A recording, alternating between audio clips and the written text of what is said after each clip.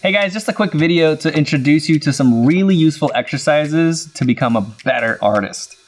So we're gonna start by loosening up a bit with some dynamic shapes. Nothing specific yet. As you make these shapes, try to envision what they could be. Is there a face, a hand, an opportunity? At this stage, you want to consider the wide range of courses that are available to you on Proko.com. We even have 2 brand new courses on pre-sale right now, including my Drawing Basics course and David Coleman's Drawing Dynamic Creatures.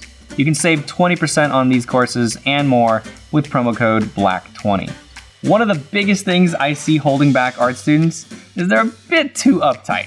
You know you want to enroll in that course, you're just scared. But you can't let imposter syndrome hold you back from your dreams.